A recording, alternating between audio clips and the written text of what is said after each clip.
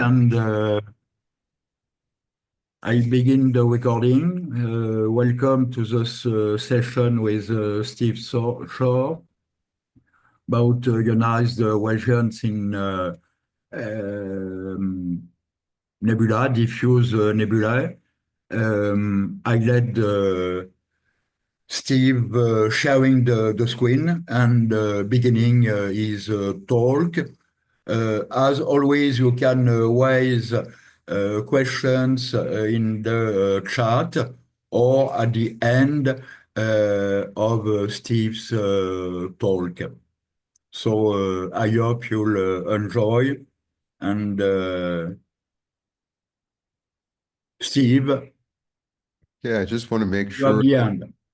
we're all looking at the same screen. So this says diffuse gas, hot stars, etc. Everybody see that? Yes, that's correct. Yeah, Okay, I see vertical harmonic oscillators, so uh, good. that's a good sign. Uh, when you're talking about the origin of astrophysics, which I think is a good way to start today, um, one of the things that demonstrated the singular capacity of the spectrograph to resolve fundamental questions about the universe was Huygens' observations of emission lines from diffuse nebulae. It was the recognition that if you see emission, you're not seeing absorption. And at the time, this was in the mid 1860s, it was after the chemists, especially Kirchhoff and Bunsen, really should say the physical chemists and chemical physicists had elucidated the laws for equilibrium radiation, which is really a fancy way of saying they figured out how something that's hot emits, and that there are a few basic principles that were already known in the laboratory, and I'm sure you all know them. So-called Kirchhoff's laws, that if you have a low density gas, you get emission lines. If you have a high density gas, you get absorption lines. And the ratio of the emissivity to the absorption is a function only of the temperature. Those are the supposed three laws. They're actually laws in thermal equilibrium, and we're going to talk a lot about that today and why, when you're dealing with nebulae, it really is ordinary matter under extraordinary conditions. But specifically, going back to this thing about the emission lines showing up when the densities were low, this had to do with the observations in the laboratory that if you had a dense gas or you had a semi-solid and you observed that through another medium, uh, you observed it as the transmitting medium for some lamp on another side, you saw an absorption line that if you have a hot source with a cold source in front of it, you see an absorption line. If, on the other hand, you either have a very low density and say you observe slightly to the side of something, or you simply heat it, then if it's a gas, you're going to get emission lines. And you also saw that in spark spectra.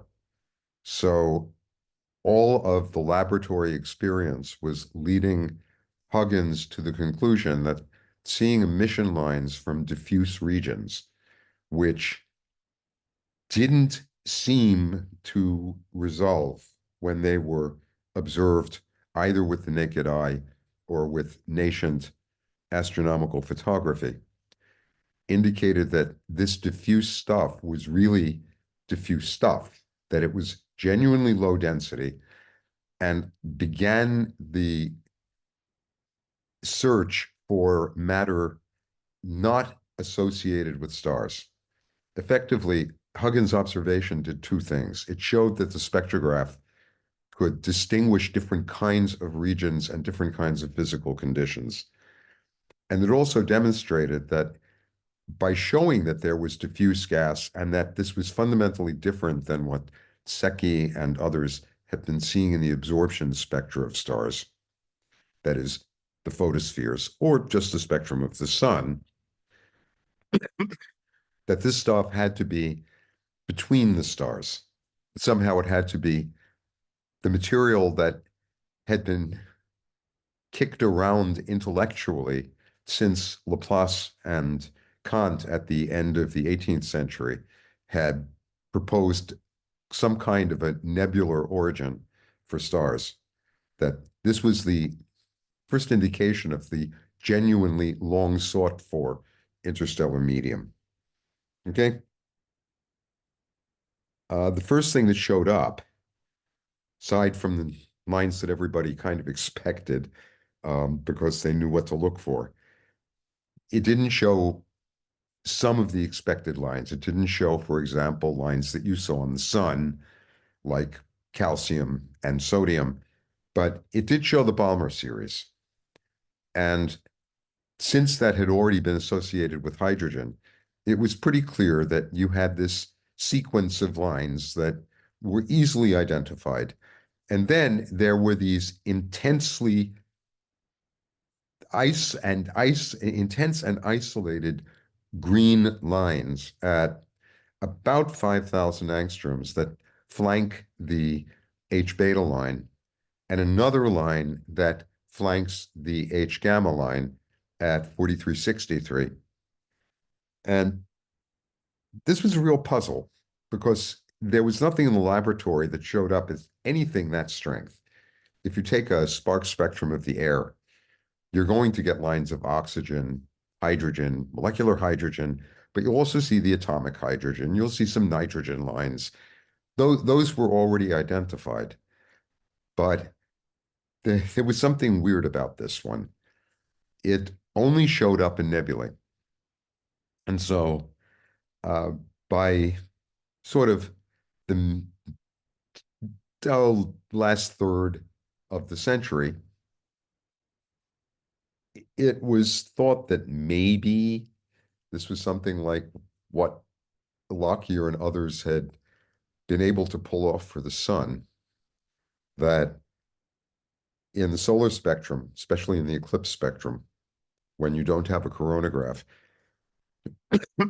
you can see a very bright line at 5875, which is just on the blueward side of the sodium doublet. And since the sodium doublet had already been called the D lines by Fraunhofer, and it's a doublet, so there was D1 in the red and D2 in the blue. This one was called D3, and it turns out to be a line of helium. It's actually a triplet of helium. This was suggested as an element that was visible in the sun. It wasn't something that at that point had been found in the laboratory. And this was in the late 1860s and early 1870s. And so naturally, since it was something that occurred in the sun, it was called helium.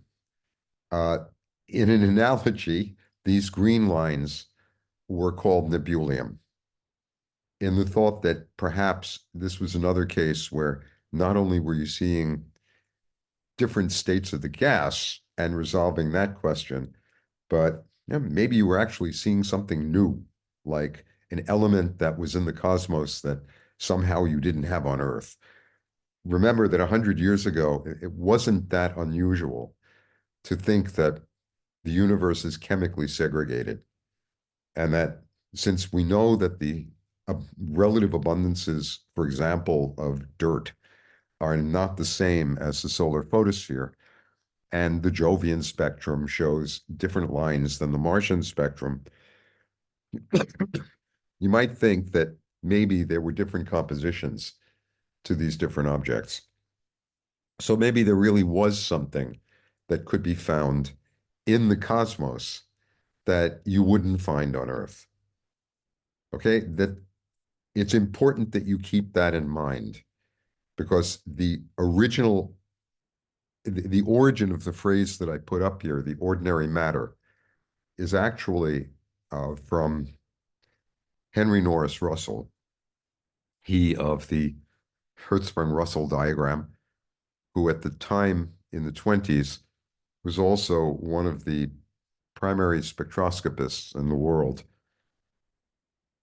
He proposed that perhaps nebulium, rather than, as he said, being extraordinary matter under ordinary conditions, meaning like a star, was ordinary matter under extraordinary conditions. And specifically, that what you were seeing was an ordinary element.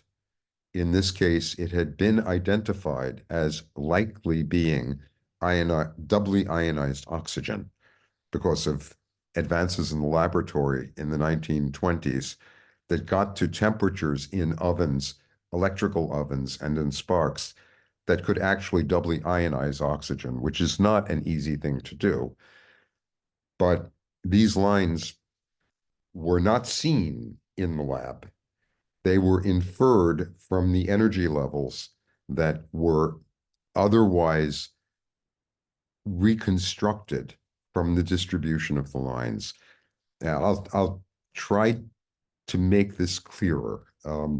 I know I'm going pretty quickly right now, but I'd like to set the stage. These regions, these ionized regions, became the subject of interest when it was realized that in the photographic atlases of Barnard at the end of the 19th century of the Milky Way, that dusty regions, dark regions, showed the same kind of filamentary structure as bright regions. And so it was thought that you were seeing something that could really be associated with the formation of stars, that these bright regions, these ionized regions, were somehow gas that was already there and that was being acted on by the stars that had formed out of it. And that's where we really begin. Okay? Is this making sense so far? You know, it's always difficult without feedback. So this is one you've seen before, I'm sure. Let me see.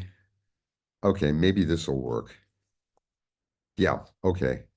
Um, is this large enough for all of you? Not seeing anything at this point. You're not. No. Okay, let me try something here. Well, I saw your Rosette Nebula. Yeah, there we go. Now I got it. Okay. I saw can see. Okay, so these are three different views of the Rosette Nebula, NGC 2237. It's taken through three different filters. So these are interference filters. This is one of the ways you can do nebular spectroscopy. You build a filter that is sufficiently narrow that it excludes virtually the whole continuum or the whole spectral energy distribution, except for perhaps a few angstroms around line center. And then you use a second filter that sits either spanning this first one or slightly displaced from it, and you take the difference between them, which is really the easiest way of looking for the enhanced structure. The point is that you see different structures here, depending on which lines you're looking at. The middle one is ordinary Balmer alpha.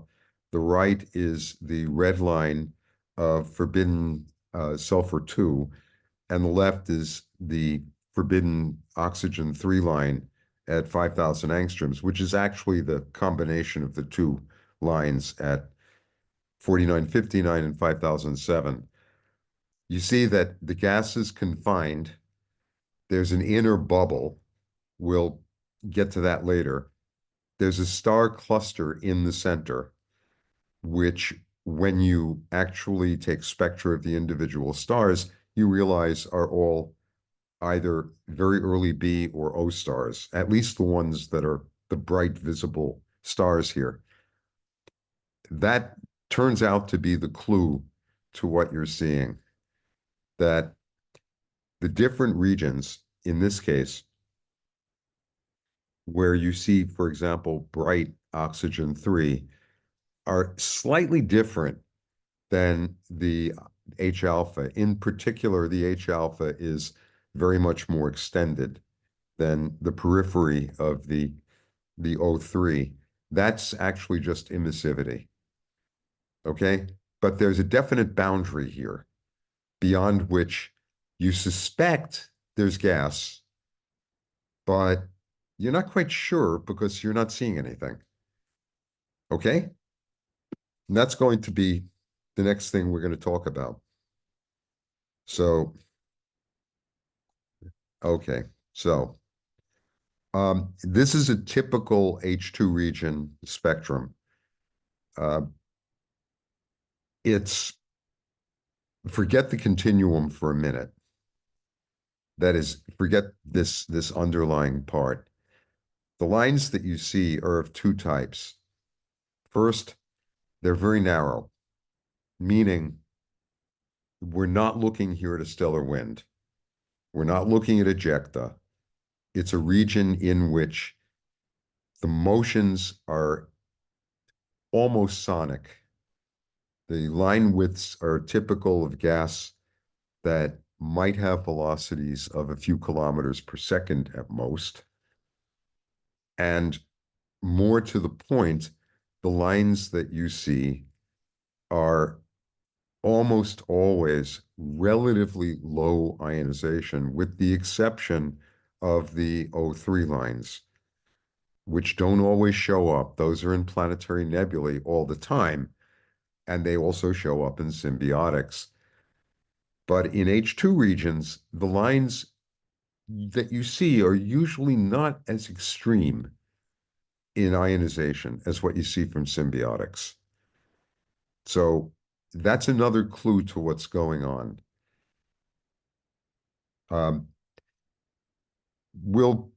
I'll get back to this one. This is actually meant to talk about the difference between what happens when you look at a supernova remnant, and in this case, like Vela, or this is the Cygnus loop, which is an old supernova remnant, and it almost looks like an H2 region if you were to just look at it on the sky, but the lines are really quite different. The one thing that I can point out here so let me zoom in for a moment.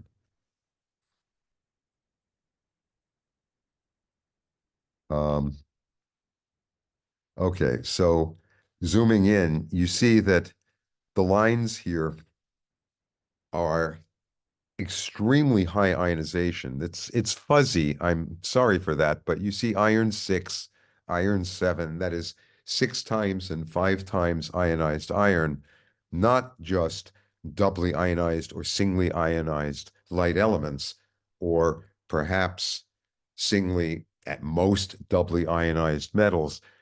This is an indication that in a supernova, something has stripped the electrons from heavy metals to energies of perhaps 100 electron volts. To put that in perspective, that would be the equivalent of collisions at about a megakelvin, where in H2 regions, you see things that can be ionized even by a few electron volts. So, okay, the ionization of oxygen is a different story, but iron doesn't quite ionize if you look at it the wrong way, but it has a relatively low ionization of about 7 volts, not 100 volts. And that is the other thing that is consistent with the lines being narrow. It's an indication that you're looking just at hot gas, but not extraordinarily hot gas, and you're not looking at something that involves collisions or strong dynamical processes. It's not a stellar wind, and it's not a supernova shock. So just to distinguish those, some of these lines, like the iron 6 and iron 7, some of you would know from symbiotic stars, where the central source is exceedingly high temperature and has a very hard spectrum, usually going above a couple of hundred electron volts. So again, H2 regions are ionized, but whatever it is that's doing the ionization just isn't that hot. So let me stop screen sharing here and go to, excuse me, the whiteboard. So hoping you can see this.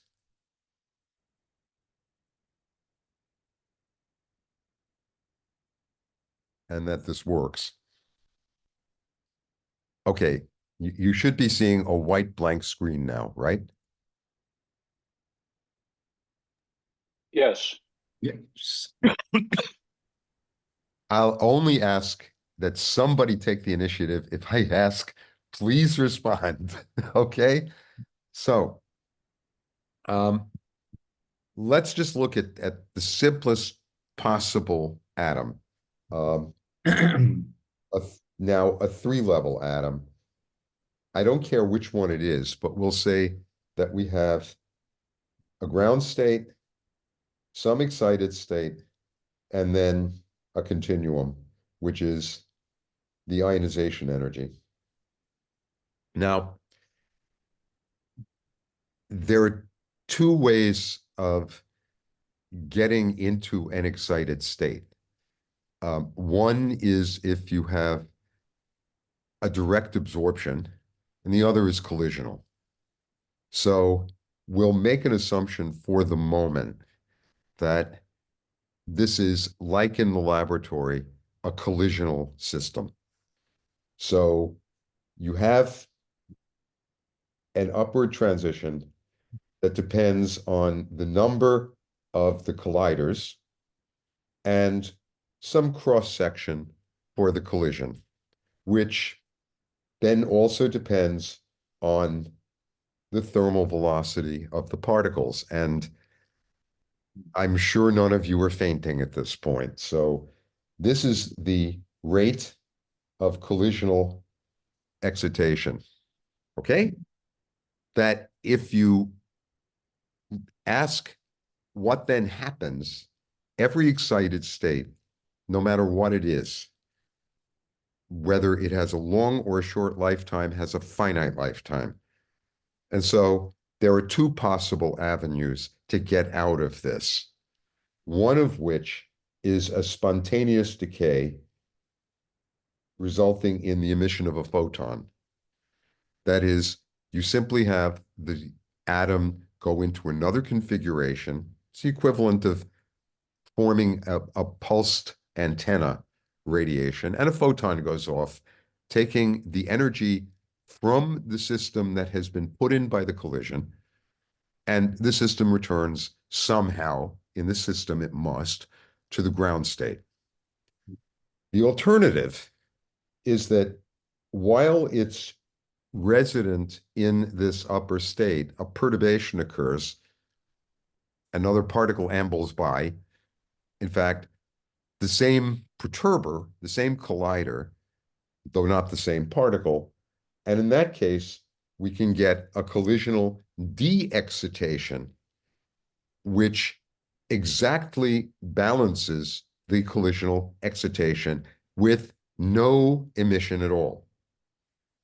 The reality is somewhere in between these, that you don't have nature saying, your ticket says you have to get a collision now, or you can forget about the collision it ain't going to come. So de-excite and do it quick. Okay? The longer lived the state, meaning the more improbable the transition, the more likely it is that this second option is going to occur. That is, that you have, again, the collider and now the sigma, which is a function of energy, and the thermal velocity of the collider, where here, the escape of the photon depends only on what's called the Einstein coefficient, which in this case, from the upper to the lower state, it's just the probability of a transition. Okay, so if we call this the rate to go in collisions from the upper to the lower, and we call this one the rate to go from the lower to the upper, if this C exceeds the radiative rate, then you don't see an emission line. If this is too low, you see an emission line. So far, so good? It's just a question of, look, it's really the same thing as somebody who's going to scream that if somebody comes along and puts a hand over their mouth, you're not going to hear them. So it's really a question of which one reacts first. In this case, once you've had the collision and you're in the excited state, you have a clock that's set.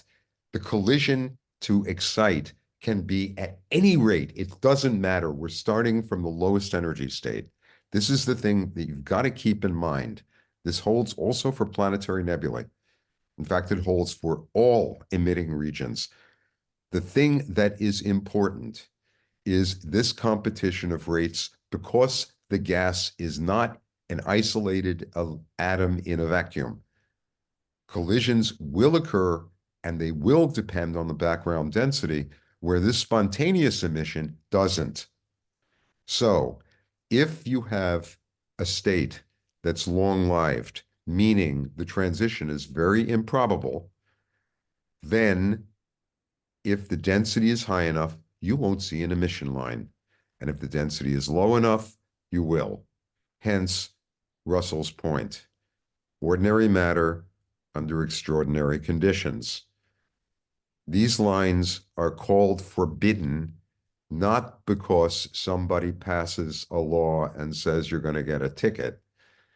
The forbidden nature is a way of saying the most likely transition, because it's electromagnetic, is a dipole. Same thing as with an antenna. The strongest beam pattern is always going to be the dipole, and then you have higher order radiation patterns. In this case, you have higher order ways of emitting, a quadrupole or an octopole. No state lasts forever except the ground state. The thing that says a state is part of a permitted or a forbidden sequence is whether this number is large or small. That is the lifetime of the level, and the lifetime is the inverse of this number.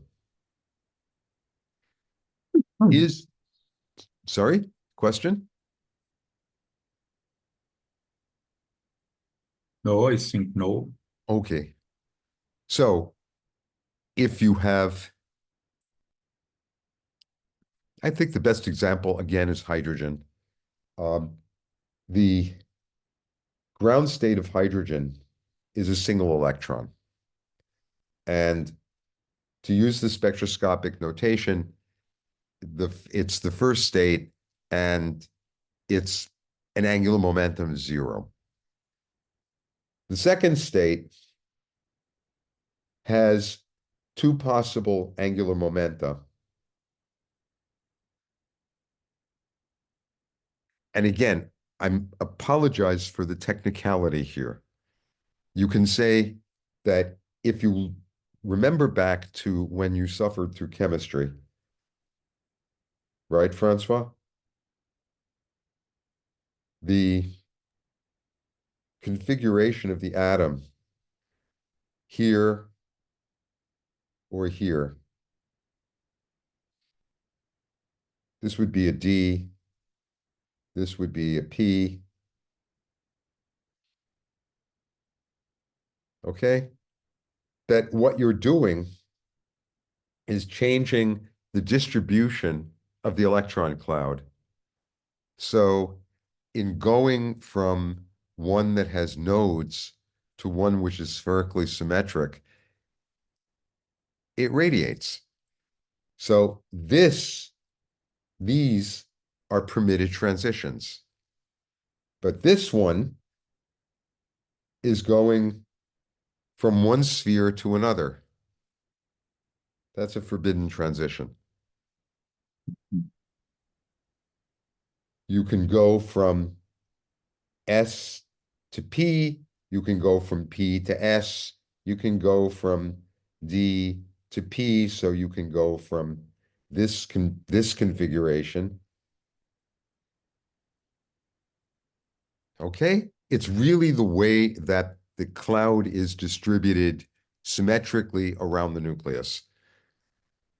So in the simple case where you have a one electron system, you already have the possibility that if something gets you in this state, and there's a damn easy way of getting there, it's this.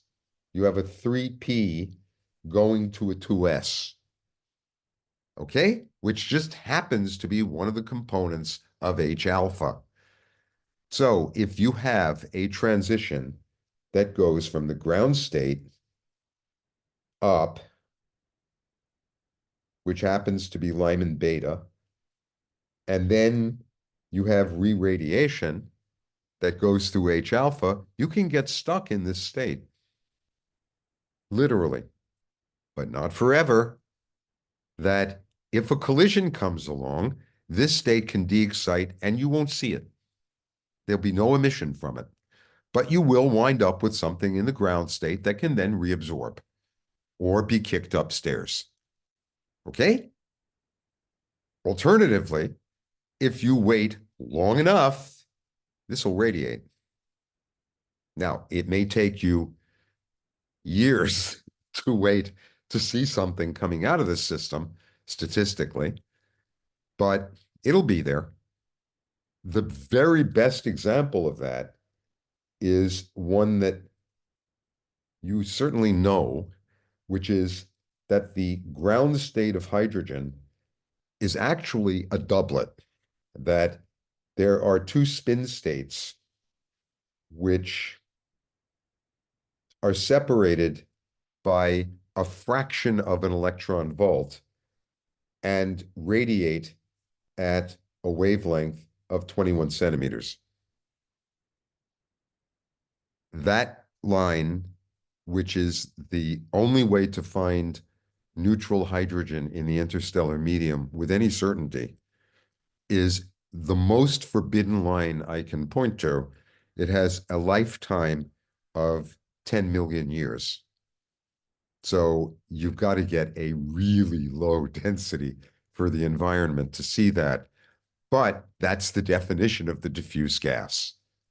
Okay? So forbidden means that this is simply not permitted by the most probable of all transitions, namely dipole. Otherwise, it's merely a description. If you say that something is a forbidden line, it simply means it has a very low probability of occurring. That is the clue to H2 regions.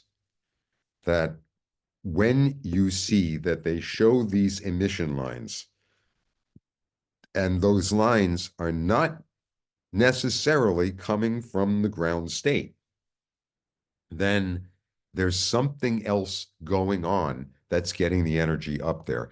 Let me put it differently. If you see H alpha, the line is coming from an energy level that's already 10 volts above the ground state.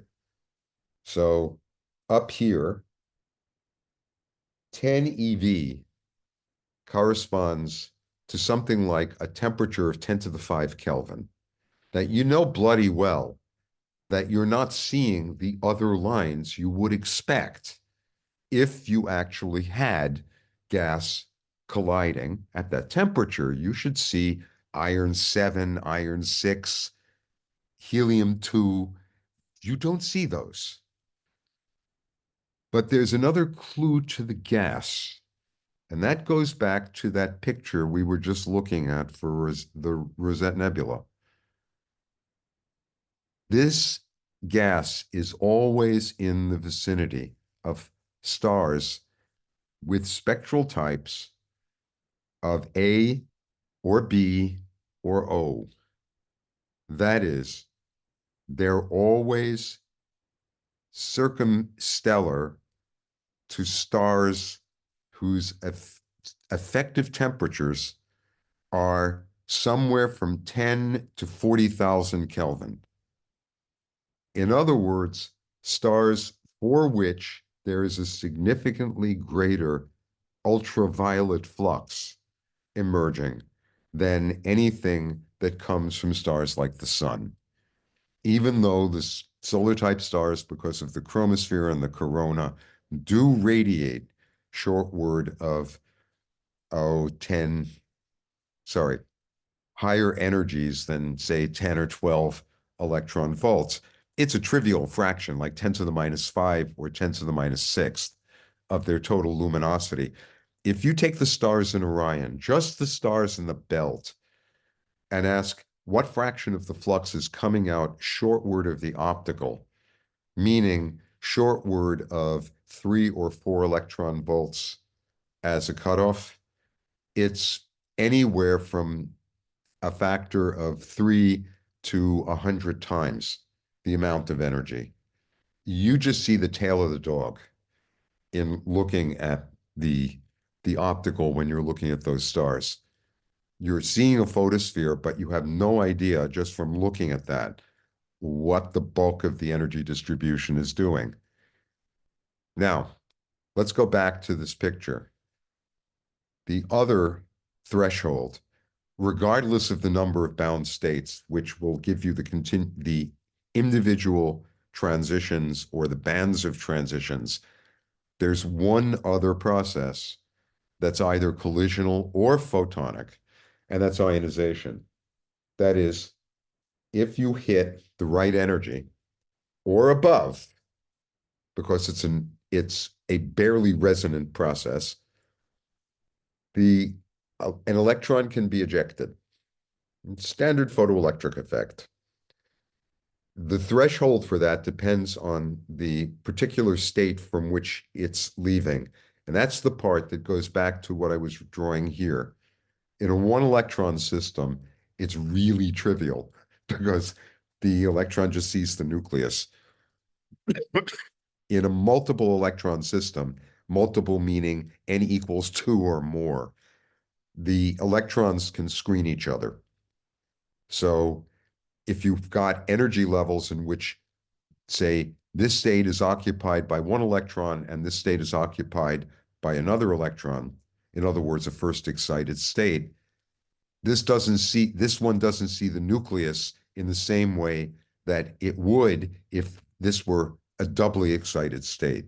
And this should be making your head hurt, because when we get to something like iron or europium, where you're starting to deal with tens of electrons or even more, then you can see that the combinations become literally horrendous.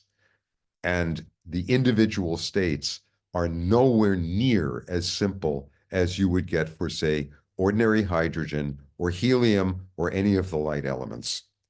So simply scaling from hydrogen to an ionization energy for the other states because you've got a greater nuclear charge doesn't work. Iron, for example, has 26 protons, okay? I mean, we all learned that from the periodic table, but the ionization energy for neutral iron is less than 8 volts. the ionization energy for ordinary hydrogen is over 13 volts. Okay? And that's because of this screening effect of the individual electrons. Now let's imagine not that you have collisions, because we've agreed, I hope, that you're seeing forbidden lines in H2 regions. So somehow you're looking at very low density gas. If the collisions ain't going to do it, and it certainly won't do it to get to 13 volts, because you don't see the evidence in other wavelength regions that the energies of the electrons, the ones that are doing the perturbing, are anywhere near that high. Instead, we go back to the stars. If you're looking at an ordinary B star, say, the continuum, we'll say the emission from the photosphere, has several edges, which are the ionization edges of hydrogen. So this is from the n=3 state. This is from the n=2 state. So this is the bomber. This is Paschen. This is about 0.8 microns. This is about a little beyond 0.4 microns. And then if this were a star like the sun, and this is like a factor of 10, well, that's a factor of 100. After all, we're astronomers. If this were a star like the sun, then this would just plummet. You would see virtually nothing coming out of this in the ultraviolet. So anything shortward of 0.4 is either UV, extreme UV, or X-ray. In other words, temperatures, the gas temperature radiating at like 10 to the 4 Kelvin to something that might be at more like 10 to the 6 Kelvin.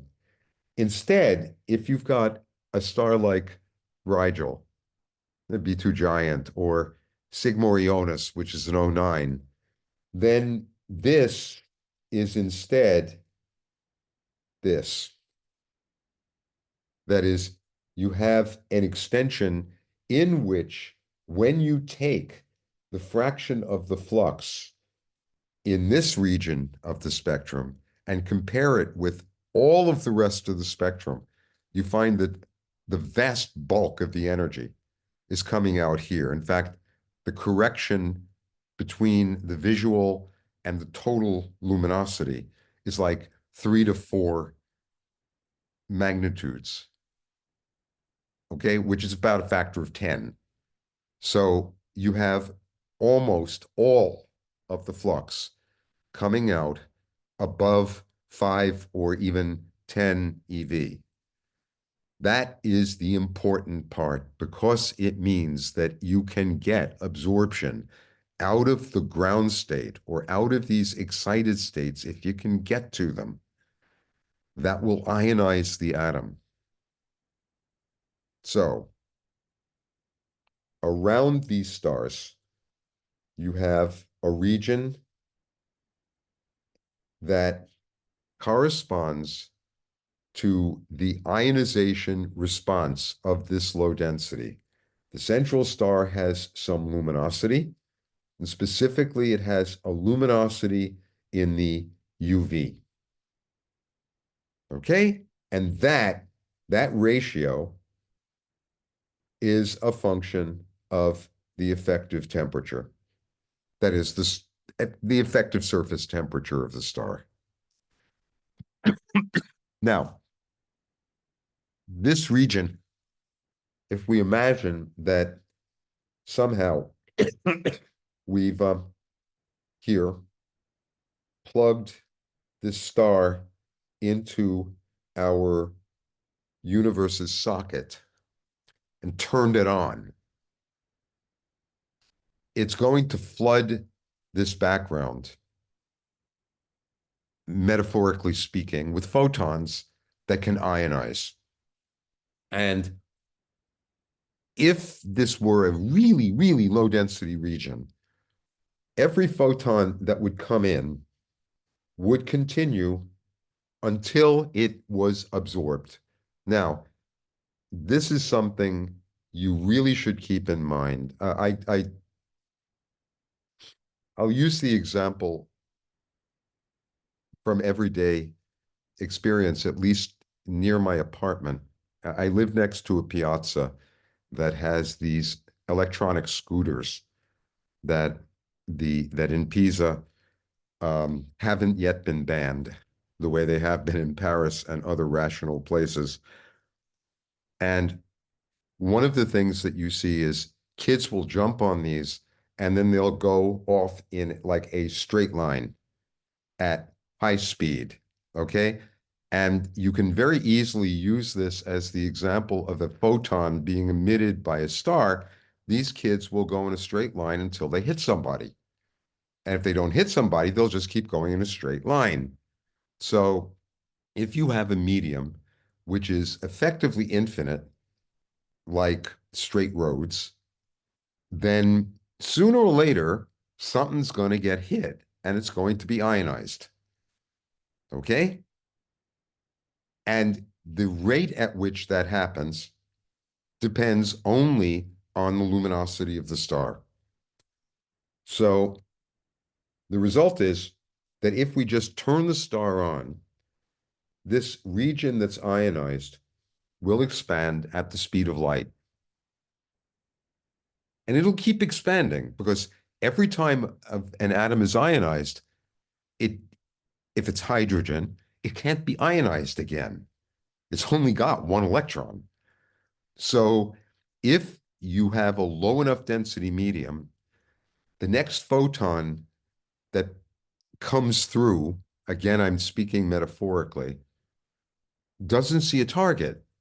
It doesn't see the atom. There's no interaction between the free proton and the photon, not even scattering, because the cross-section is too low.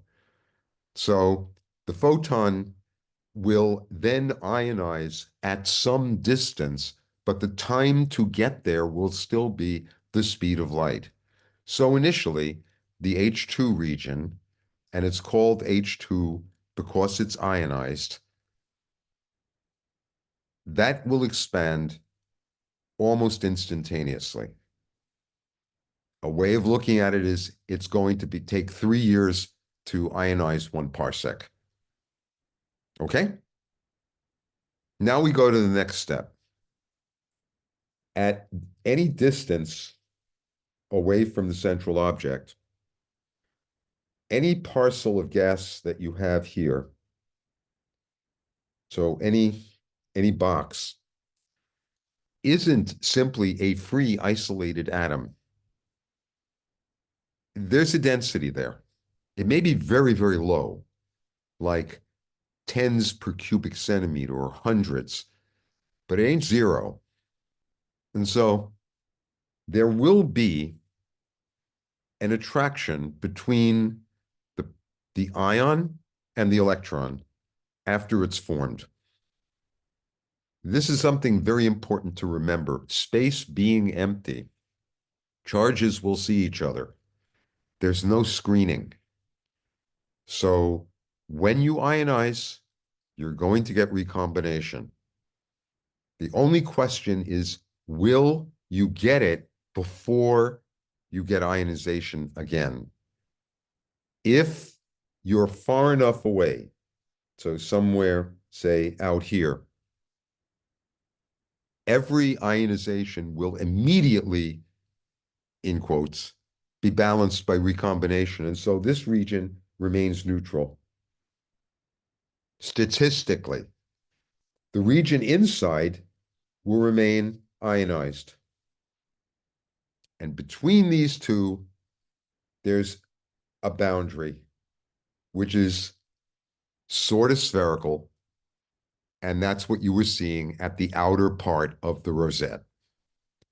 That is the boundary of the H2 region. That's where the ionization is balancing the recombinations.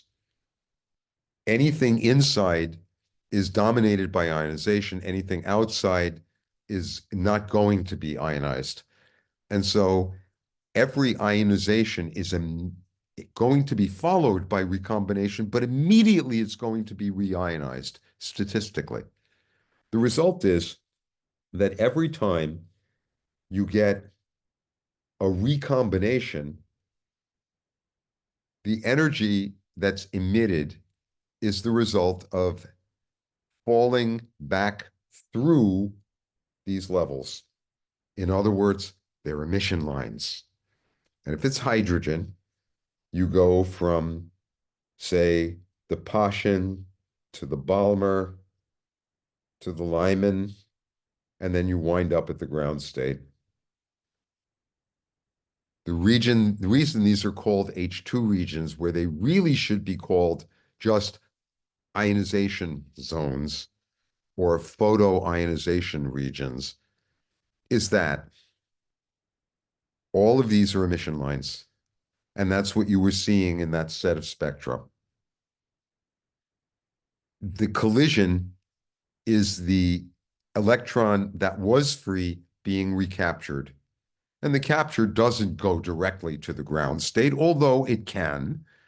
It can also go through this variety of intermediate levels, so it can bounce back down, and you'll get the full line series. All of that can happen. Okay? There's a third that happens in the ionized region, which is that the ion, in this case, having a charge zeta, so the bare nucleus, if an electron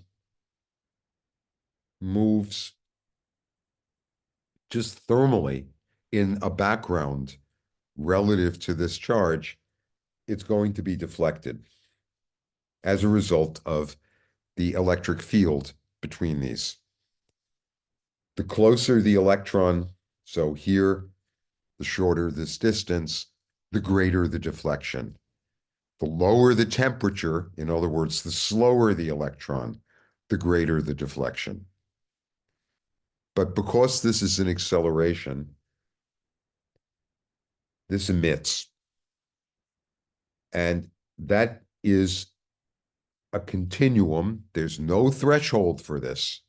It can take place at the lowest possible velocity, as long as it's not zero, which would be recombination. And this produces also continuous emission. And this also produces continuous emission. So we've got emission being the characteristic of this nebula. Whether here it's in very low energy, because this is always at energies around the same as the thermal velocity of the particles. A few tens of thousands of degrees at most. This is going to depend on the ionization state and which of these levels you reached. So it may be from the UV, it may be in the optical, it may be in the infrared, or all of those. In the absorption, we have a collision.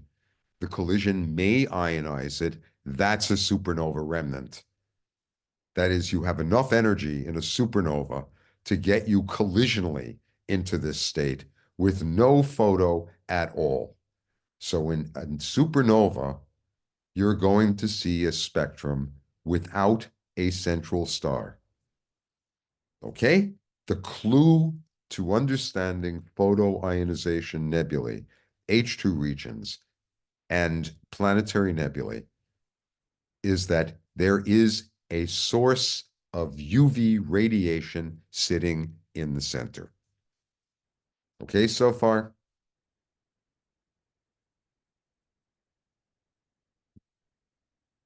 Now I haven't frightened the wits out of you already, let's go again to the nebulae. So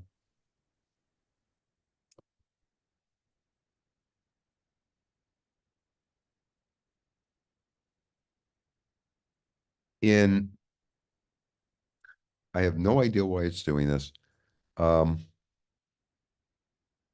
Steve, Yes, I, I'm sorry to interrupt. I was please. going back to that original thing. I'm still confused about it. In collisional de-excitation, Yeah. you said there's no photons emitted. Am I to assume then that all the energy is carried away by the colliding particle? Yes. Okay. All right. Um, So are we talking about inverse Bremsstrahlung? inverse Bremsstrahlung is in the continuum case, Okay. where you're getting an absorption of the photon, and then the momentum. Oh, I wish you hadn't asked that. Okay, here's the deal. Um, okay, this one's going to require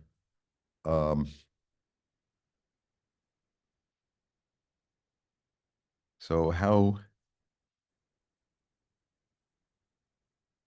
okay. Um, this requires that I move my hands because it's a dynamical process.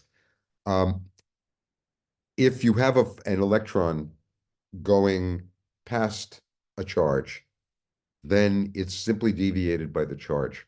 It's moving through a background field, and so that acceleration is the same thing as an emission. Okay?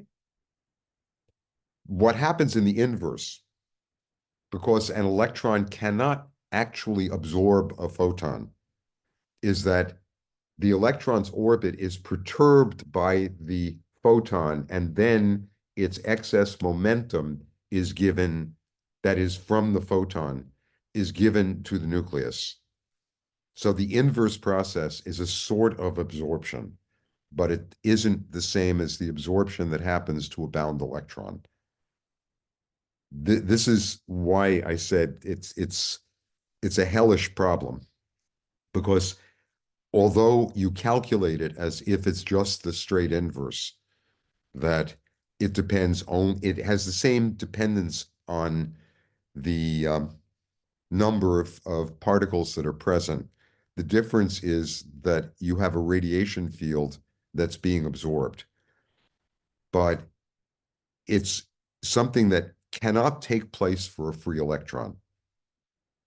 So you can scatter from a free electron, like in electron scattering or in Compton scattering, but to actually absorb the excess electromagnetic energy, so there's no outgoing photon, that requires that after the initial interaction with the electromagnetic pulse, that is the photon, there be another interaction in which the energy and momentum are exchanged with the nucleus.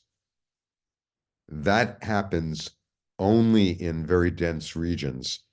So you would see that in the chromosphere. You can even see it in the corona. It isn't something that's going to happen in H2 regions until you get down to very low energy. It does take place in planetary nebulae, where the densities are higher than in the typical H2 region. But it's when the radio turns optically thick, where the photons are actually the photons that are being generated by the motion of the gas that would be emitted at higher energies are then being transferred back to the nuclei at low energies. Okay? You're not going to see that, for example, from a normal stellar photosphere. It's simply optically thick. So you're not going to see radio emission from the sun, for example, from the photosphere. But you will from the Orion Nebula. In fact, that was something, if I can somehow manipulate these damn slides to get to it, something I wanted to show that, yeah, here. Let me go to continuous scroll so it'll make it easier for me to control it. This is the Orion Nebula. It's a 1/10 of a degree on a side.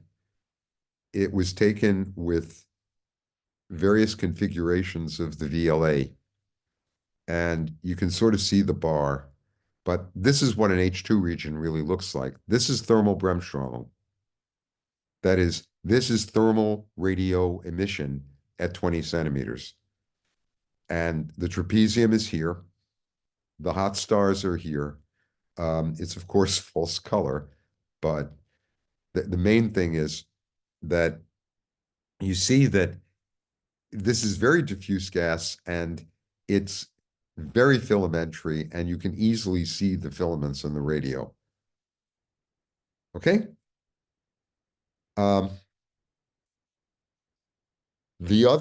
So any other questions before I go on?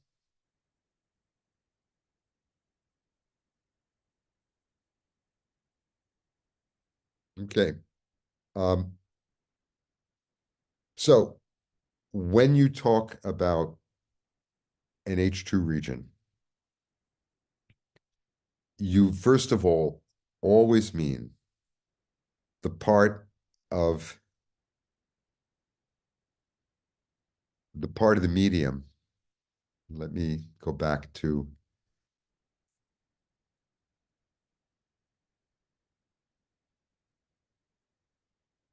the whiteboard. So now we're back here, right? So you're always talking about the lines that are coming from this region that's being directly affected by the central star. Now, let's go back to the library here and start anew, I hope. Yeah. So you can assume that in this region,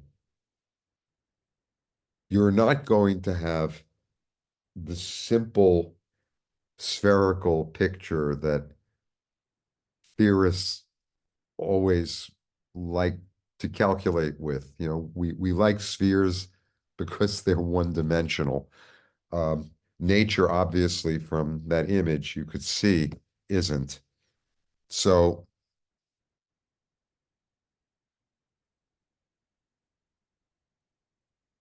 now this region not only is ionized, but the electrons actually don't come out at zero energy. They come out at a couple of electron volts, and that means that it's the equivalent of like 10, 20,000 degrees. This region, in other words, is kinetically hot. And the region out here is kinetically cold. The two have about the same density, right? Because this is not a planetary nebula. You are not ionizing your own wind. This is not a symbiotic where you have a very high density background, but it's something that's supplied by another object. This is just diffuse gas. And so you're going to see around any star that has ultraviolet an H2 region. Even the sun, if we somehow cut off the solar wind, would have a little ionized region around it. In fact, the solar wind maintains its ionization all the way out for a different reason, but it's an ionized region nonetheless. The Earth's upper atmosphere, the perfect example. Actually, this is the perfect example. You're living inside an H2 region. That should make you feel better. It's called the ionosphere. When you see the aurora, you're seeing not just the high energy particles, but it's the fact that there's a net ionization of the upper atmosphere because of the X-ray and UV coming from the sun. It's a trivial zone. We're not talking parsecs, but it's a region in which the ionization from the sun is clearly playing a role because it changes depending on the exposure to the sun, whether it's day or night. Now let's go back to this. This region, because it is collisional, otherwise we wouldn't see lines from it, okay? This region has a pressure that we'll call the H2, and this we'll call the pressure of the interstellar medium, and this is higher than this, which means we have an overpressure and the equivalent of a balloon. So in principle, this should start to expand. It was formed in whatever the light speed was to get to, sorry, the light travel time was to get to that distance. But in the process, it's also going to expand. Now, the part in the interior that's already ionized in the formation stage, when we just turn the star on, is going to be expanding, but it plays no role because the region is first forming. But once this outer boundary forms and is stable, it is not stationary. The gas inside that boundary has a higher pressure than outside, and this begins to expand. So, around every hot star, there is in fact a bubble where simply by the fact that this is radiating at some luminosity L and keeping that region hot is causing this to expand at a speed that's determined by this overpressure, which means it's going to be a shock. And the result is you get compression here, and you also get cooling. Cooling meaning the electrons are going to be recombining, and more, they're going to collisionally excite emission. So this is a cooling zone. Behind a compression, which is what you're seeing in the inner boundary of the Rosetta. In addition to which, the stars have winds, physical winds, and so they're also blowing bubbles. The same way they would for a planetary nebula, except here you're looking at something a hell of a lot more massive than a white dwarf. But the thing to keep in mind is an H2 region will never strip the star down. So what you're seeing in a planetary is a revealed core of a star. What you're seeing in an H2 region is a stellar photosphere. An H2 region will never show the lines that a planetary nebula can show. It'll never show those high ionization lines that you see from a supernova remnant because there's nothing that gives the electrons that much energy. But on the other hand, it's ionized. And so you'll see all of the lines that result from recombination. That is, you're going to see H alpha to H whatever, neutral helium, and you'll see neutral helium because the ionized helium will be recombining. The cutoff for a typical OB star is maybe 20 to 30 electron volts. I I realize you're used to thinking in stellar temperatures. I'm trying to get away from that. So you think in terms of an energy distribution and what that means, because it may not be a temperature. For example, if we go one step beyond an H2 region and ask what happens in an active galactic nucleus, a quasar or a Seyfert galaxy, it's the same thing, except you have a source in the center that doesn't have a temperature. It's an accretion disk. It's not a stellar photosphere. It has a distribution in energy. It has maximum and minimum energy ranges, but it doesn't have the spectrum of the surface of a star. So there's no point in talking about a temperature, even though it sounds analogically useful.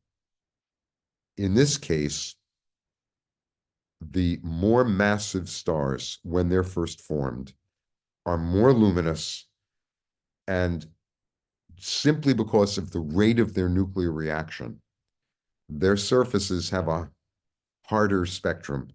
And so I'll use temperature there, and they have higher temperature at the surface. And the lower mass stars of, say, 10 solar masses, or even 5, will have softer energy distributions. And so they're not going to produce, or may not produce, sufficient UV photons to give you, say, helium emission lines, or possibly even Balmer emission. But you see, there's another thing. Stars are born in clouds. They're not born in the diffuse medium. So around them, there's a region that has dust, and it's partly opaque. It's not simply like the diffuse medium turning the star on and having this pulse of ionizing light move outward. If you've got a cloud, and the clouds really exist, okay? They have real boundaries, not boundaries like walls. They have boundaries in phase. So here you might have molecules and neutrals, neutral atoms, and dust. And here you have dust, but not as much of it, and maybe just atoms in various states. And so it's a density difference, that the density here is high, the density here is low. Now, imagine that you have a star that's born somewhere inside this cloud. Then, in a parasitic reaction to its environment, as the star reaches equilibrium and begins nuclear processing, if it's massive enough, it doesn't know that this stuff is out there. That is, thermodynamically, it's not that this stuff reflects energy back to the star. It's that this is acting exactly as it would be here. The difference is the density of the background. And so a region may form here inside a very dense region that expands at the speed of light, or perhaps becomes a bubble. If that bubble reaches the boundary of the cloud, the boundary meaning that you go from this high to low density, then literally all hell breaks loose. The overpressure becomes enormous now relative to this low density gas. This stuff spews out, this gas, this ionized gas, spews out at the sound speed and you get something that all of you are used to seeing, namely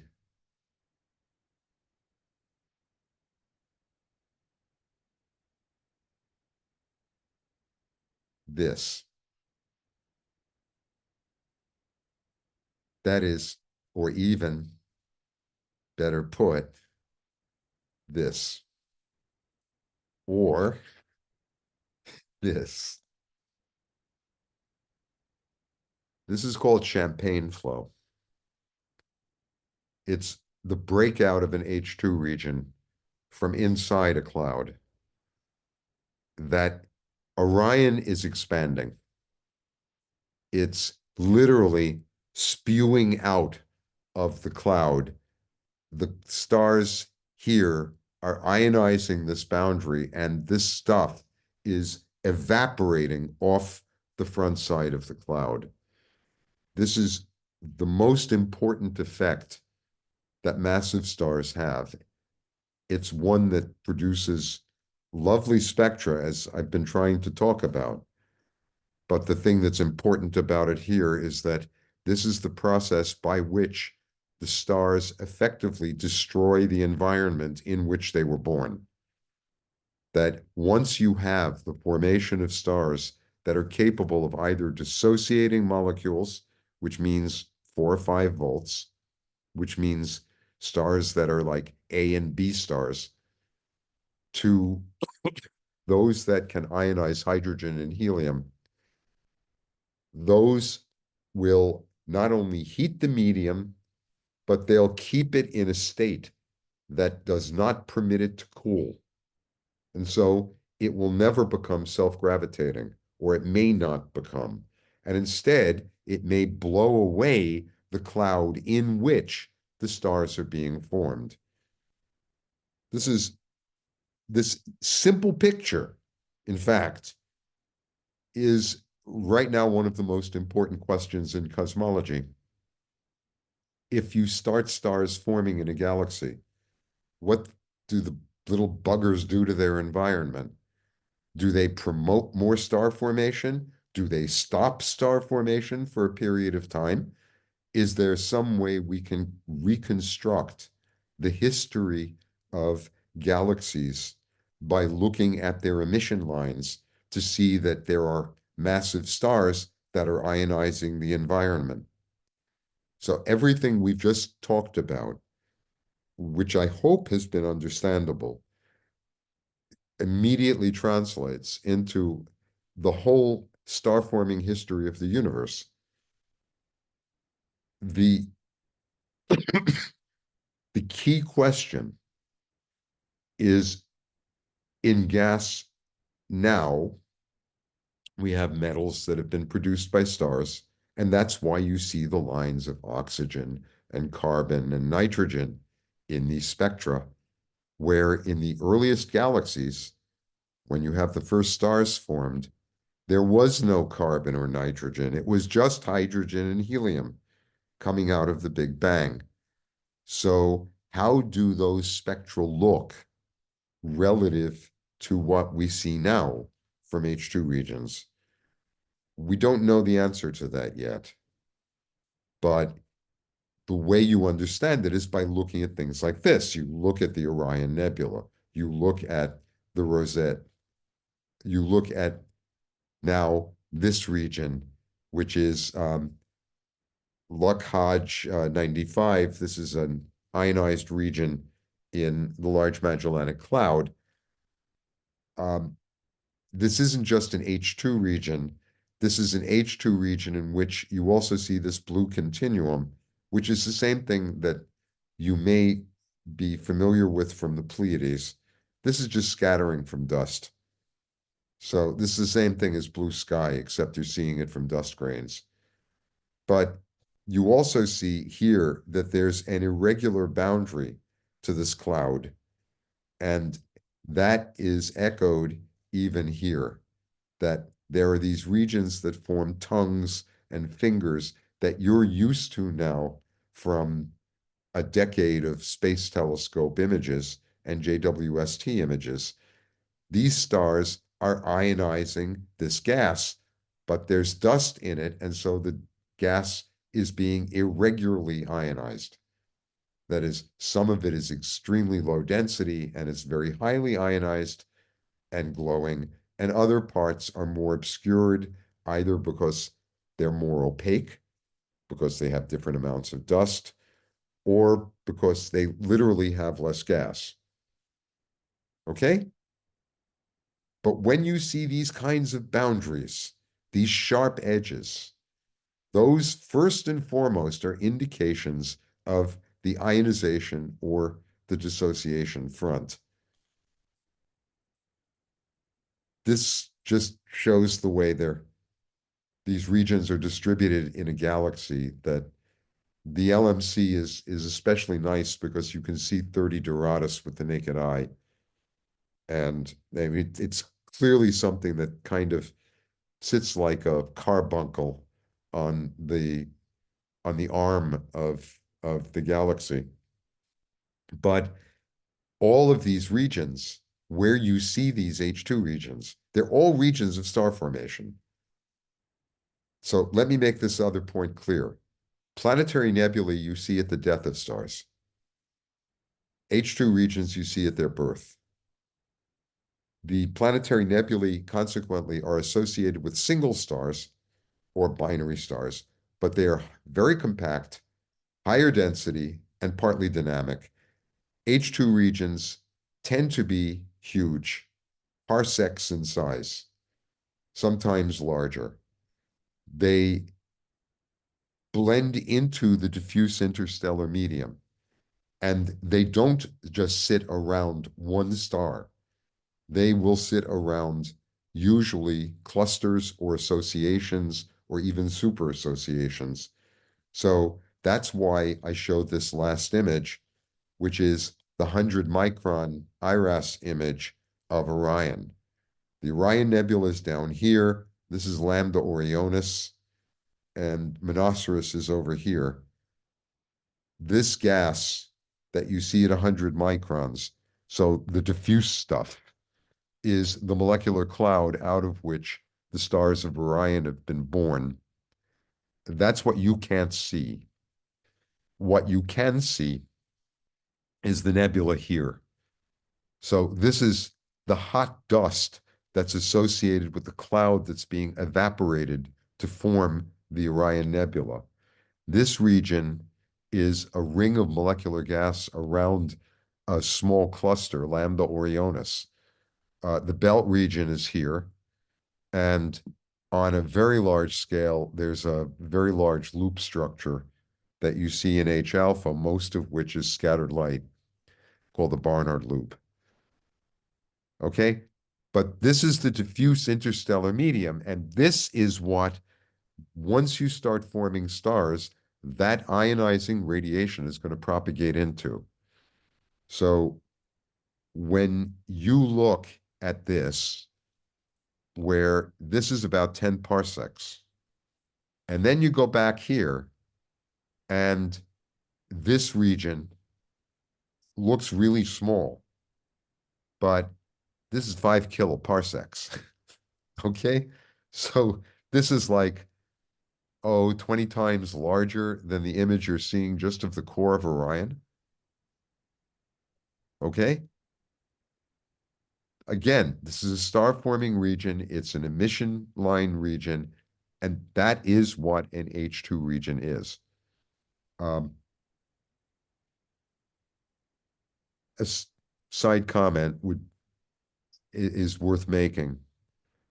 When you say something is ionized like hydrogen, you mean H plus, or helium plus, or helium plus 2. If you talk about a spectrum, it's from a term and from a species. So you say helium-1, helium-2, meaning the spectrum of neutral helium or the spectrum of ionized helium. The problem with the term H2 is that there is no ion H2, and the spectrum H2 is thermal radiation. It's not lines. So it's a misnomer. Now that I've thoroughly confused you, just think of it as an ionized medium in which the ionization is dominated, excuse me, by the radiation of the central stars. The last point is I used the word stars just now, and that must be emphasized that the central objects are not only stars, but they're clusters or associations. They're distributed in space. They're not point sources. So what you see in H2 regions is far more complicated, far more localized than what you see in planetaries. You're not looking, or even in symbiotics, you're not looking at a compact structure. You are looking at something on scales of parsecs. So when you see these images that show different structures inside the H2 regions, like you're seeing here, you should take that very seriously. And an exercise that you can try for some of these is like for Orion, just place a low resolution slit at different places on the nebula and take long-term exposures again, at low resolution to see what kinds of variations you get from one place to another. The importance of the H2, the importance of the ionized regions, is what I wanted to end on with this slide. They're very bright, aren't they? I mean, they really, if you look at them, they really stand out. And that's not just because of the characteristics of the CCD here. They really are that bright relative to the stars in specific regions of the spectrum. So they're going to show, because it's excess radiation, you're taking UV light, ionizing the gas, and then redistributing that energy into the optical and infrared spectrum. But the energy came out from higher energy photons than the ones that produce the ionization. You're not getting just 13 volts, you're getting 30 volts. So the emissivity that you see here can actually locally have very, very high surface brightness. I mention that because the H2 regions, because they're tied to the massive stars, are just ionized locales that move around with the same velocity as the associations when you remove the effects of expansion, for example, which is very slow compared with the orbital velocity of stars. So if you imagine that we reduce the brightness of this image ever to the point where you really can't see the bar, you'd still see the H2 regions. Okay? Or you might still, if they were there and if you were forming stars. This is how dark matter was found. That what Rubin and Ford were doing was looking at H2 regions beyond the body of the galaxy and using those, like these regions, where you can barely see the stars, but you know they're there because of the H2 region. So you know that stars were formed there, and they were formed in that galaxy. They were simply a very localized event.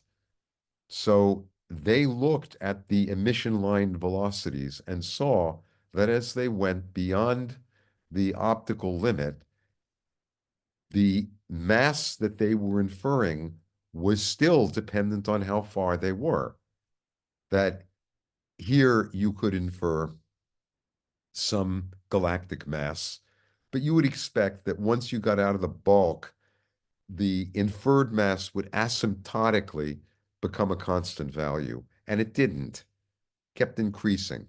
The other way of saying it is the velocity didn't decrease, that the velocity here was the same as the velocity here, which again indicates that you don't have free body orbital motion. But they were using H2 regions. And that was because they were isolated, identifiable, and brighter than the other stars. And you could see the emission lines even if you couldn't see the stellar background or the continuum. Okay? So that's another reason for thinking that this is actually important. The last is what we'll set up for the next time, if you can still tolerate these, that looking at H2 regions gives us a clue of what happens around a supermassive central black hole in a galaxy. That when, or with any hard source that's embedded within an interstellar medium, any photons that can, let me emphasize this, underline it and beat it into your heads. Any photon that can be absorbed by the medium will be absorbed, and all photons ultimately will be, because the path lengths available in galaxies are enormous.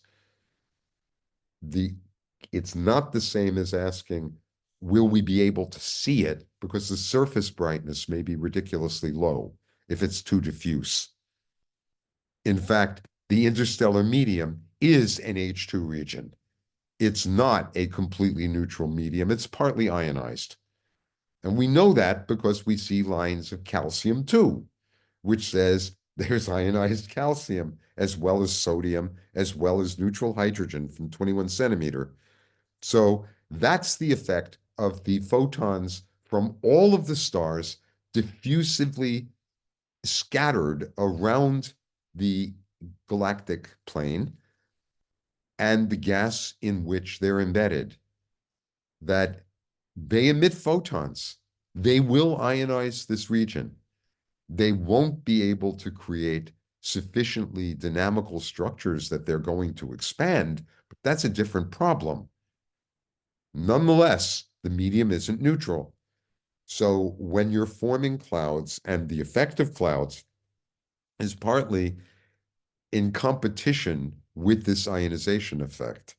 And of course, this is going to change over the history of a galaxy as well, because there are other sources of emission and absorption of photons, like dust.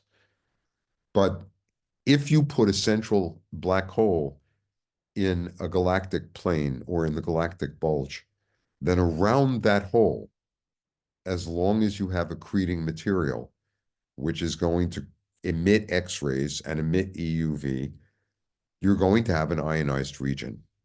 And that ionized region may not be resolvable from an Earth-based observation, but you'll see the emission lines from it. This is the so-called narrow line region of active galaxies, where the broad line region is effectively the source of the photons that go into the photoionization. So it's with that in mind that I'm going to stop now and hope that I haven't bored you to tears, and you might actually have some comments or questions. But thank you.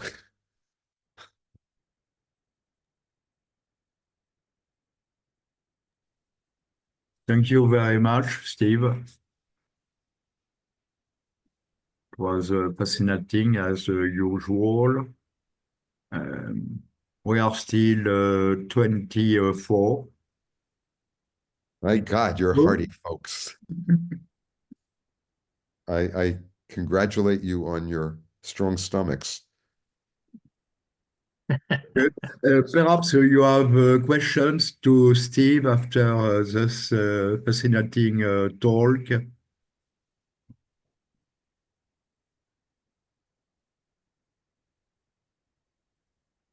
Or perhaps you have Well, to suggest.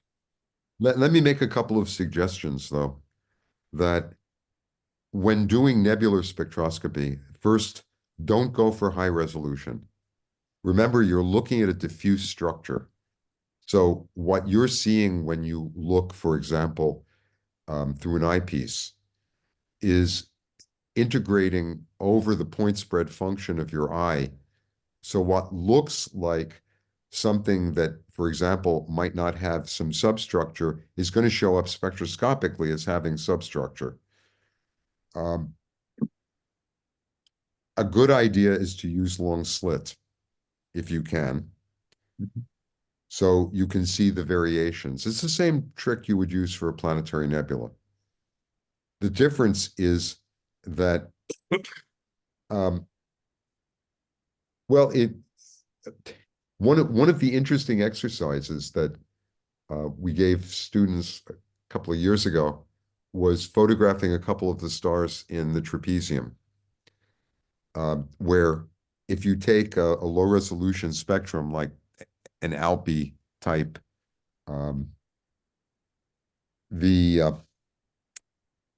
what you'll see is the spectrum of the O star.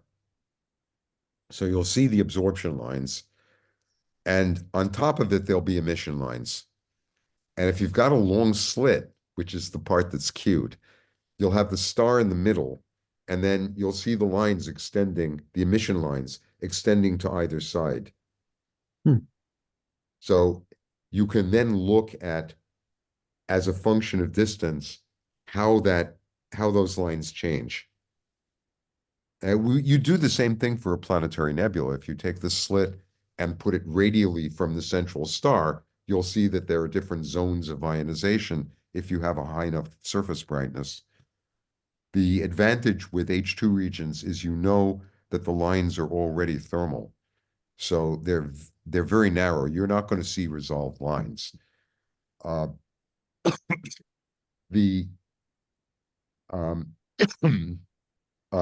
also not a continuum. You won't see the nebular continuum. What I didn't mention is in the recombination, so something that some of you know from symbiotic stars, you see emission shortward of the ionization edge. So you see emission below 3,600 angstroms, you see emission below 8,000 angstroms, because you're seeing the emission from the electrons that are recombining.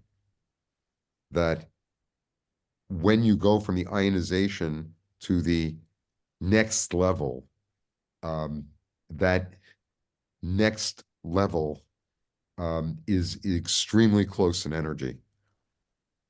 But the electron can be coming from a continuum. In fact, it is coming from a continuum of energies. So you'll get everything from the ionization edge, which is where they were first put in, all the way up to the highest energies that are available. The emission has a very characteristic spectrum. It goes like the inverse cube of the frequency. So there's a sharp edge, and then it kind of slopes that way. And each ion is going to have an edge associated with it. So the carbon is going to be at like 11 volts. You won't see most of these. The reason you see the edge at hydrogen is because it's from the n=2 level, and it's only a couple of electron volts below the ionization limit. It's coming from a 10-volt state. Same thing with helium, that from the excited states of helium, there are also these edges. But the trick is to use long slit.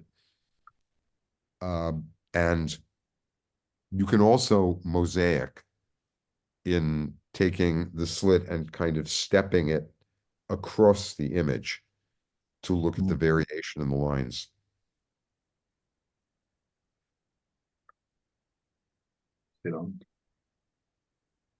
Other questions? I just have a comment.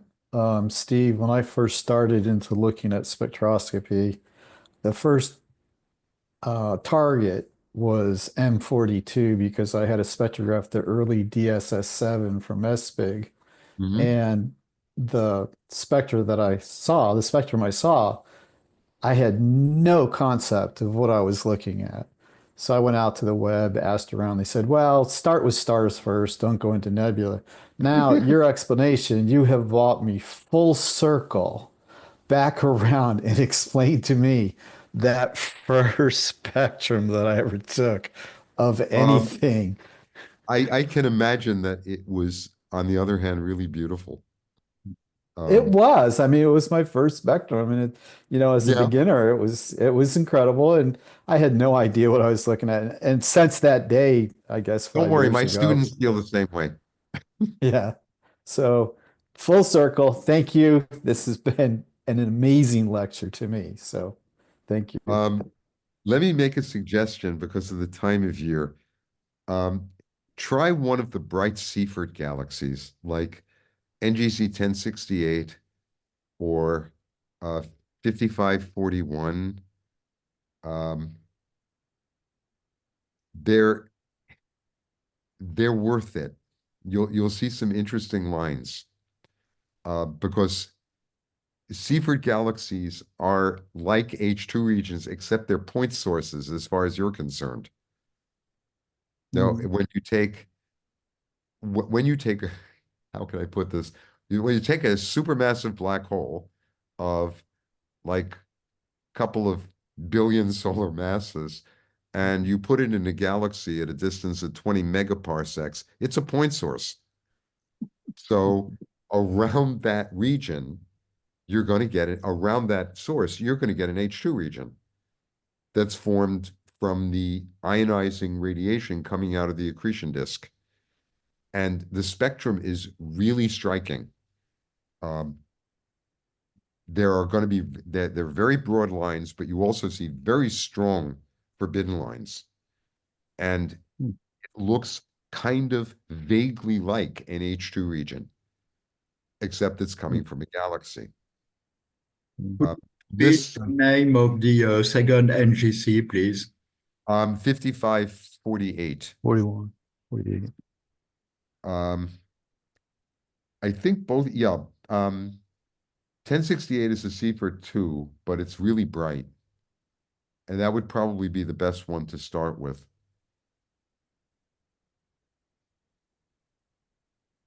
So what kind of Steve, the other variations are one- we going to be seeing when we look at these, when we look at the planetary nebula? Is it going to be just variations in the intensity of the lines, or?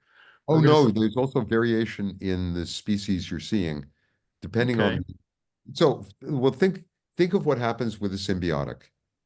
You have those that show extremely strong coronal lines like iron 7 and iron 6, and then those that only show barely helium 2 and O3, and it's mostly neutral hydrogen or neutral helium and neutral hydrogen. It's the same thing with planetaries. What's different is that in a planetary or an H2 region, the expansion velocities are slow. And so you don't get things that are varying on short time scale because of the source. And consequently, when you're looking, say, at a planetary, it's looking at an onion skin that if you've got hard enough radiation, you're going to be ionizing the very outer portion very easily. And you will also, of course, ionize the inner portion, but the outer portion is going to recombine differently than the inner. So when you put the slit across that region, you're looking at a density gradient. So you'll see different spectra depending on where you are on the slit. In an H2 region, that's not true. not in first, because you have the star embedded within this more uniform, relatively, environment where the variations in the density aren't stratification. It's not like near the star it's dense and farther out it's less dense. It's simply that near the star it's more ionized than the outer part. But that's because of the way that the light is being absorbed. It's not because you have a difference in the density. So you're literally, actually the technique is you are literally doing tomography. Well, it's a good time to look at M42. Oh, it's up yes. there, so Um, give that a M42, M43, oh yeah. and 2264, so the horse head, so yeah. the region around Zeta Orionis. No, Orion is full of ionized gas. Oh, And the same is true, I'll add, for Monoceros. You know, the rosette is on one end of a very nice set of ionized regions. NGC 2264, for example, is a star-forming region that's to the north of Monoceros. And again, it's a star-forming region inside an H2 region. what about the California Nebula? That's a Oh, lot of yeah. hydrogen floating around out there. Yes, that's another example of a diffuse region. At the It's very, very beginning of the night, the North American, which is a much more Mm. extended complex. Yeah, there any place where you see OB stars. That's Okay. the easiest way to follow it. Okay, there are some regions that are better than others. I mean, Orion and Cassiopeia happen to be really, really good. But one thing, there's another exercise that you might try. Taking a spectrum of Orion and taking a spectrum of the Pleiades.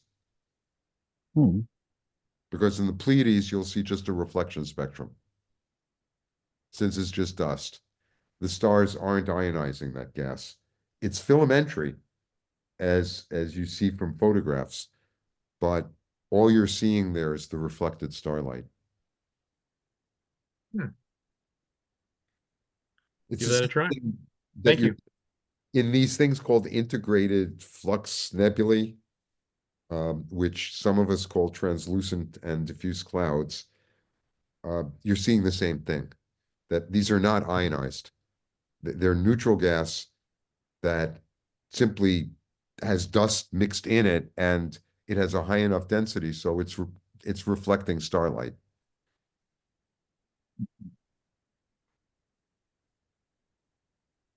But Thank you very much, Steve. I enjoyed the whole thing today. Thank you for doing it.